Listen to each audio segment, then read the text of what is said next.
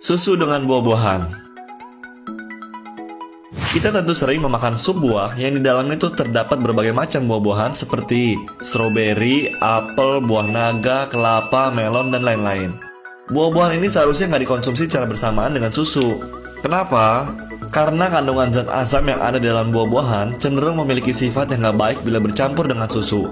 Apalagi susu yang berprotein tinggi atau susu dengan pH lebih dari 7. Hal ini bisa mengakibatkan gangguan pencernaan bagi mereka yang mengkonsumsi susu dan buah-buahan dalam waktu yang bersamaan. Kedelai dengan bayam. Banyak orang yang sering mengkombinasikan makan siang mereka antara sayur bayam dengan tempe goreng. Hati-hati, kedelai itu nggak cocok bila dikonsumsi secara bersamaan dengan sayur bayam. Asam oksalat yang terkandung dalam bayam dapat bereaksi dengan kalsium yang ada pada kedelai sehingga membentuk endapan yang sulit melarut. Selain itu, penyerapan kalsium menjadi kurang optimal dan menimbulkan penyumbatan di perut. Makanan laut dan bir. Makanan laut mengandung kadar purin dan glisin yang tinggi, sedangkan bir itu kaya dengan vitamin B1 yang dapat mengurai kedua kadar itu. Ketika menikmati makanan laut dengan minum bir, hal ini akan mudah menyebabkan kadar asam urat dalam darah melonjak, sehingga menyebabkan terjadinya gout, yaitu seperti encok, bahkan timbul penyakit ginjal, radang persendian, dan penyakit-penyakit yang lain. Susu kedelai dengan telur. Telur dikenal sebagai makanan yang tinggi protein, sementara susu kedelai dikenal sebagai makanan yang memiliki sifat mengurangi aktivitas enzim protease yang digunakan oleh tubuh untuk membantu metabolisme protein. Intinya, ketika dua jenis makanan ini dikonsumsi secara bersamaan, bukan nggak mungkin tubuh justru menjadi lemas dan gizi tidak terpenuhi akibat kekurangan protein. Tubuh tuh nggak akan mendapat protein yang baik dari telur jika dikonsumsi bersamaan dengan susu kedelai. Kepiting dengan teh. Di restoran, warung, dan tempat makan lainnya, beberapa orang mungkin terbiasa dengan minum teh setelah makan kepiting dan mengira itu baik untuk pencernaan. Namun sebaliknya, hal itu dapat menyebabkan gangguan pencernaan. Minum teh setelah Anda selesai menikmati hidangan kepiting justru akan melumerkan getah lambung yang kemudian menurunkan fungsi pembasmi kuman. Daging dengan cuka.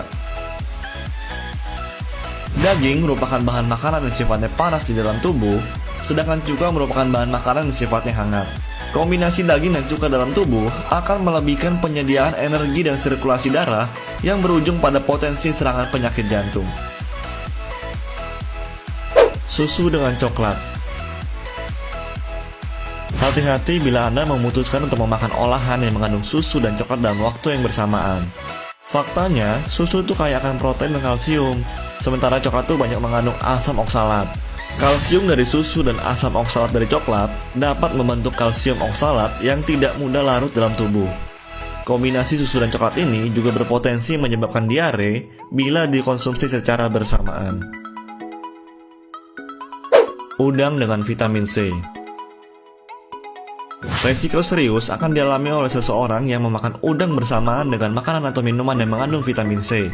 Contohnya kayak es jeruk. Pada dasarnya, udang tuh mengandung arsenik pentaside dan jika bertemu dengan suplemen yang mengandung vitamin C, akan terjadi reaksi kimia di dalam perut yang mengubah arsenik pentaside menjadi arsenik trioside yang sangat beracun. Hal ini dapat mengakibatkan hati, jantung, dan ginjal yang rusak, lalu usus yang keluar darah, pembuluh darahnya melebar, hingga akhirnya seseorang tersebut meninggal dengan kelima panca indera yang mengeluarkan darah. Daging kambing dengan buah semangka. Semangka yang dikenal sebagai buah yang dingin, bila bertemu dan berkolaborasi dengan daging kambing yang dikenal panas dalam tubuh, akan menurunkan fungsi gizi daging kambing itu secara drastis.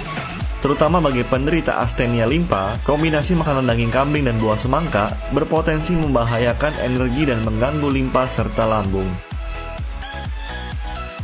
Yogurt dengan daging. Makan sandwich yang di dalamnya ada daging ham bersamaan dengan yogurt ternyata berpotensi menyebabkan kanker. Sandwich siap saji yang disediakan oleh produsen biasanya mengandung tambahan nitrat untuk mencegah pembusukan dan botulinus yang berfungsi memperpanjang pelestarian produk daging. Ketika dua senyawa ini bertemu, hal ini bisa berubah menjadi nitrosamin yang bersifat karsinogen, yaitu zat yang membawa penyakit kanker.